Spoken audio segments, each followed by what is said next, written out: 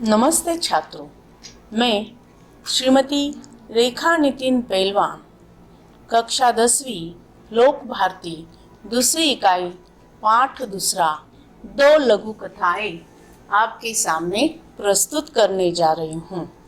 इन कथाओं की लेखिका है नरेंद्र कौर छाबड़ा। अब हम इनका परिचय देखेंगे। नरेंद्र कौर छाबड़ा जानी मानी कथाकार हैं। कहानियों के साथ साथ आपने बहुत सी लघु कथाएं भी लिखी है। आपकी लघु कथाएं विभिन्न पत्र पत्रिकाओं में नियमित रूप से स्थान पाती रही हैं। इनकी प्रमुख कृतियां हैं मेरी चुनिंदा लघु कथाएं। प्रस्तुत पाठ जो है वह पूरक पठन है।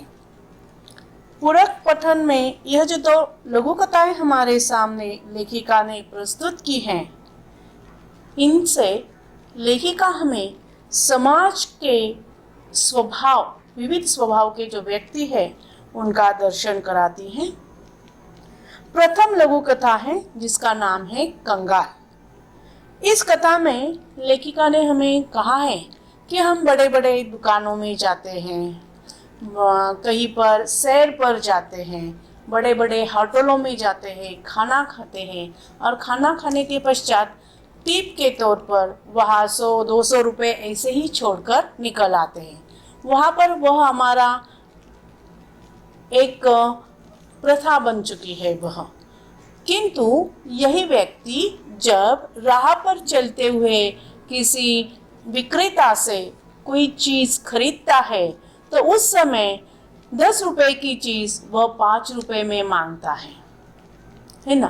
तो यहाँ पर लेखिका ने हमें यह दर्शाया है कि जहाँ एक तरफ हम केवल हमारी प्रथा के इस नाम पर 100-200 रुपए ऐसे ही छोड़ आते हैं बड़प्पन जताने के लिए, वही जो सही मायने पे जहाँ पर लोगों को धन की ज़रूरत है वहाँ पर उन गरीब व्यक्तियों के साथ व्यवहार करते समय हम 1-2 रुपये या 5-10 रुपये के लिए भी झिकझिक करते हैं। तो यह जो हमारा बर्ताव है यह पूर्णतः गलत है।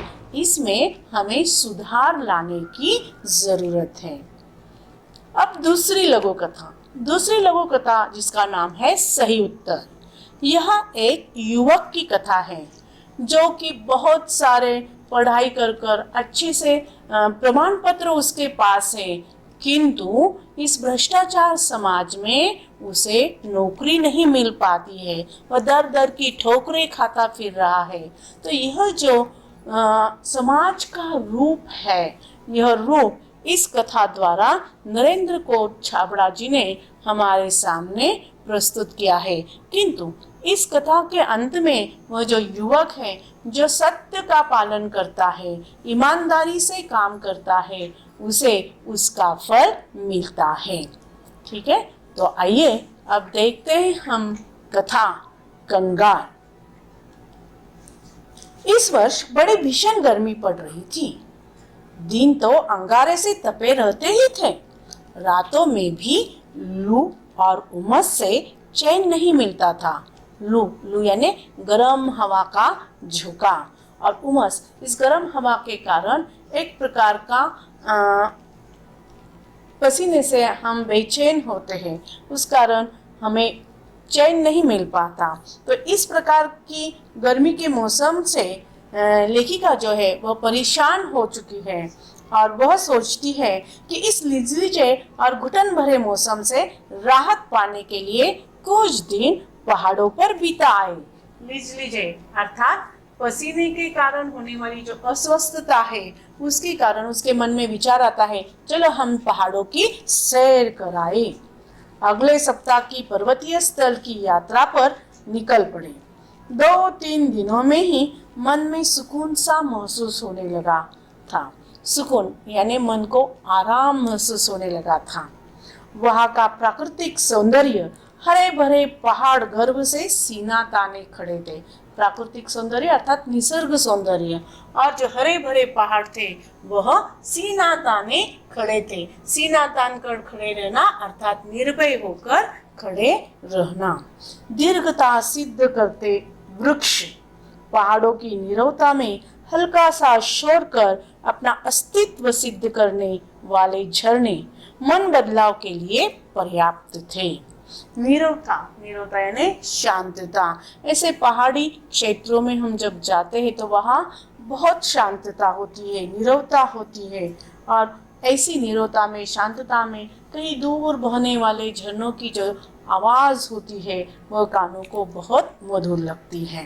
तो इन सब चीज़ों को, इन सब प्रकृति को देखकर लेखिका का मन तरोताज़ा हो गया।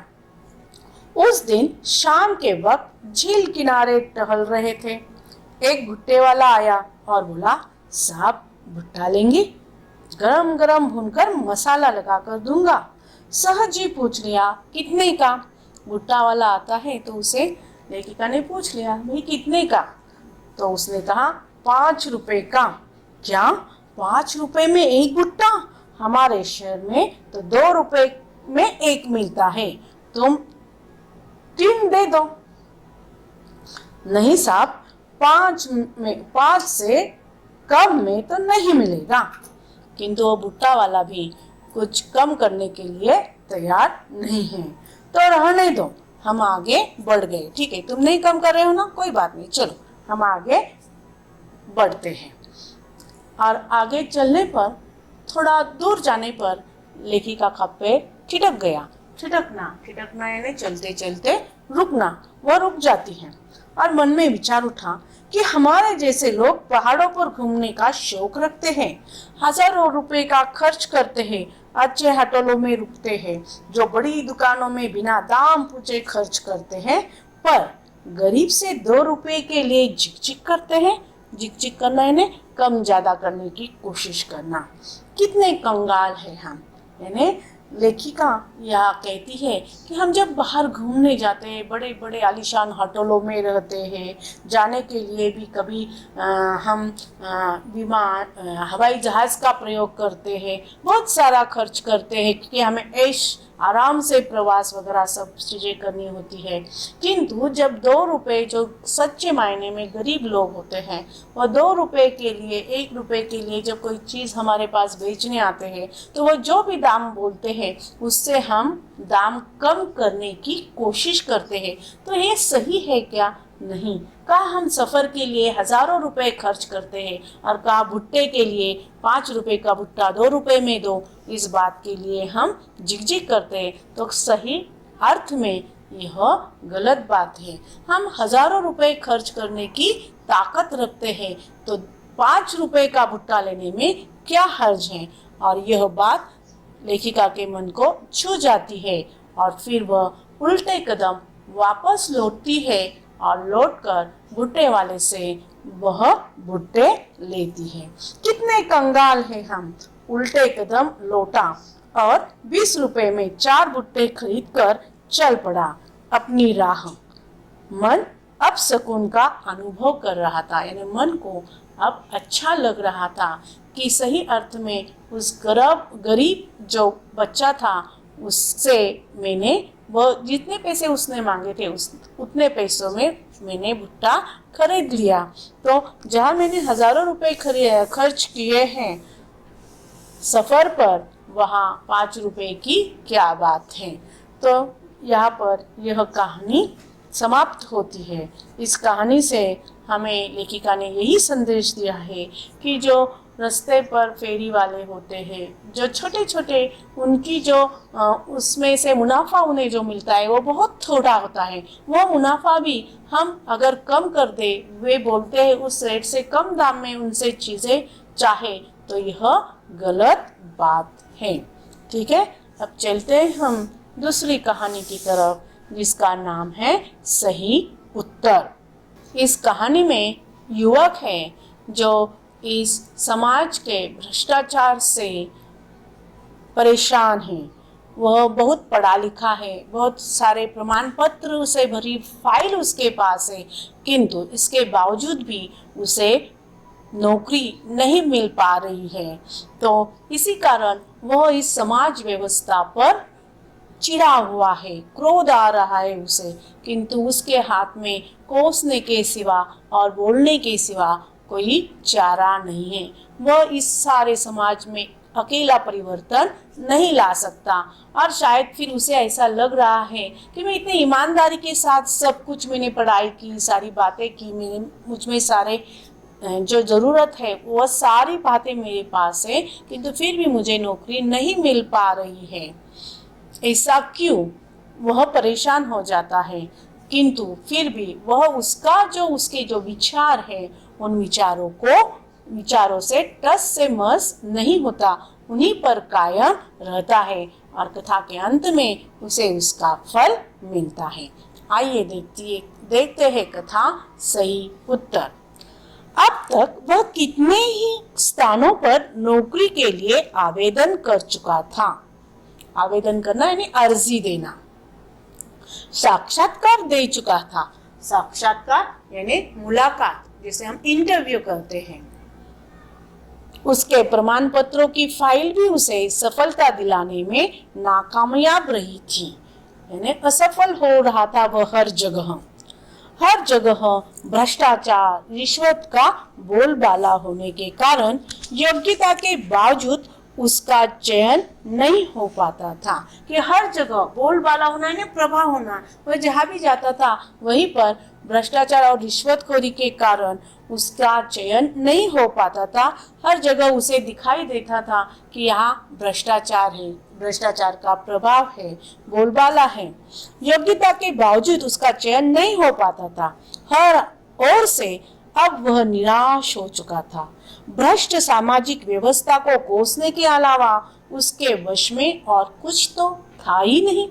तो इसी प्रकार यह जो युवक है, यह आज के युवक का प्रतिनिधित्व करता है कि ऐसे युवक आज समाज में हैं जिनके पास सारी प्रमाण पत्र है, सारी योग्यता है, किंतु इसके बावजूद उन्हें योग्य नौकरी जो है वह नहीं मिल पा रही है। और इसी के कारण युवकों का जो मन होता है वह निराश हो जाता है। उसी प्रकार से हमारा ये जो नायक है उसका मन भी निराश हो गया है और फिर समाज व्यवस्था को कोसने के अलावा उसके पास कोई और काम नहीं है। वो क्या कर सकता है बेचारा अकेला। आज फिर उसे साक्षात्कार के लिए जाना है। अब तक देश प्रेम, नैतिकता, शिष्टाचार, ईमानदारी पर अपने तर्कपूर्ण विचार बड़े विश्वास से रखता आया था, लेकिन इसके बावजूद उसके हिस्से में सिर्फ असफलता आई थी। साक्षात्कार के लिए उपस्थित प्रतिनिधि मंडल में से एक अधिकारी ने पूछा, भ्रष्टाचार के बारे में आपकी क्या राय है? जब आप साक्षात्कार के लिए गया था तो वही प्रश्न उसे पूछा गया कि भ्रष्टाचार के बारे में आपकी क्या राय है। तब उसने अपने विचार वहां पर प्रस्तुत किए। भ्रष्टाचार एक ऐसा कीड़ा है जो देश को घुन की तरह खा रहा है। इसने सारी सामाजिक व्यवस्था को चिंताजनक स्थिति में पहुंचा दिया है। सच कहा जाए तो यह देश के लिए कलंक है। बहुत बुरी बात है यह भ्रष्टाचार। अब देखो, उसे ईमानदारी, नैतिकता और शिष्टाचार, इन सारी बातों पर वह ठाम था, लेकिन जब उसे यह प्रश्न पूछा गया तो उसने भ्रष्टाचार के उसके जो तत्व है, विचार है, तर्क है, वही वहां पर प्रस्तुत किए। अधिकारियों के चेहरे पर हल्की सी मुस्कान और उत्सुकता छा गई। उसके तर्क में उन्हें रुचि महसूस होने लगी।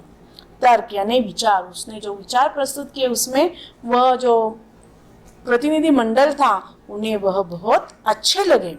दूसरे अधिकारी ने प्रश्न किया, रिश्वत को आप क्या मानते हैं? यह भ्रष्टाचार की बहन है। जैसे विशेष अवसरों पर हम अपने प्रयोजनों, परिचितों, मित्रों को उपहार देते हैं, भेंट देते हैं, इसका स्वरूप भी कुछ वैसा ही है। लेकिन उपहार देकर हम केवल खुशियों का या कर्तव्यों का आदान प्रदान करते हैं। आदान प्रदान यानी लेन देन, इससे अधिक कुछ नहीं। जबकि रिश्वत देने से रुके हुए कार्य, दबी हुई फाइलें, टलती हुई पदोन्नति, रोकी गई नौकरी आदि में इसके कारण सफलता हासिल की जा सकती है। देखो, वह सच जो बात है वह बात बोलने से कतराता नहीं है।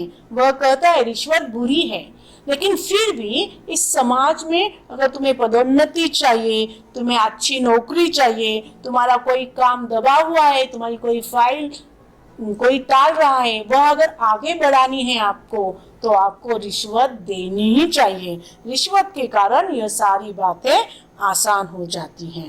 यानी समाज में जो सत्यता है वह उसने उन अफसरों के सामने प्रस्तुत की। वह जरा भी नहीं हिचकिचाया। लेकिन तब भी यह सब होता है रिश्वत से, लेकिन तब भी समाज के माथे पर यह कलंक है, क्योंकि वह बुरी बात है। जब हम हमारा काम पूरा करने के लिए रिश्वत देते हैं और हमारा काम पूरा करते हैं, इसका अर्थ यह है कि हमारी जगह जो भी रिश्वत नहीं दे पाता, जिसका काम होने वाला होता है, उसकी जगह वह हम क्या करते हैं, अपना काम करवा लेते हैं। तो यह क्या है, किसी का हक छीनने के बराबर है। तो यह बुरी बात है, यह समाज के माथे पर कलंक है। इसका कतई समर्थन नहीं किया जा सकता। कभी भी इतनी सारी बातें होने पर भी रिश्वत को हम अच्छा नहीं कह सकते। ऐसी मेरी धारणा है, ऐसे मेरे विचार है। ऐसा कहकर वह तेजी से बाहर निकल आया और अब वह जानता है कि इतने सारे साक्षात्कार देने के पश्चात उसके विचार सुनकर किसी ने भी उसे नौकरी नहीं दी है, तो अब यहाँ भी यही बात होने वाली है, मुझे नौकरी नहीं मिलने वाली है। इसलिए वह बाहर आता है और जानता था कि उसका चयन नहीं होगा। लेकिन जब थोड़े देर बाद जब भीतर बैठे हुए अधिकारी होते हैं, वे आपस में गंभीर चर्चा विचार विमर्श करते हैं और उसके बाद युवक ने जो सही उत्तर दिए हैं उसको दाद देते हैं। दाद देना यानी प्रशंसा करना। उसकी जो विचार है उनकी वह प्रशंसा करते हैं और उसे नौकरी देते हैं। उसका वहाँ पर चयन हो जाता है। देखो, कथा के शुरुआत में हमने देखा है कि यह युवक जो है वो परेशान है कि ये भ्रष्टाचारी समाज, रिश्वतखोर समाज, इसमें मेरे जैसे प्रामाणिक व्यक्ति को, ईमानदार व्यक्ति को कोई जगह नहीं है। लेकिन अंत में उसे इसी उसके विचारों के कारण नौकरी मिल जाती है। इसका अर्थ है सत्य कुछ समय के लिए परास्त तो हो सकता है, किंतु अंत में विजय किसकी होती है, सत्य की ही होती है। यह बात लेखिका इस कहानी द्वारा हमें समझाने की कोशिश कर रही हैं। तो देखिए, हमने यह दो लघु कथाएं देखी। दोनों लघु कथाएं बहुत ही रोचक और दिलचस्प हैं। आशा है आपको यह पसंद आई होगी। धन्यवाद।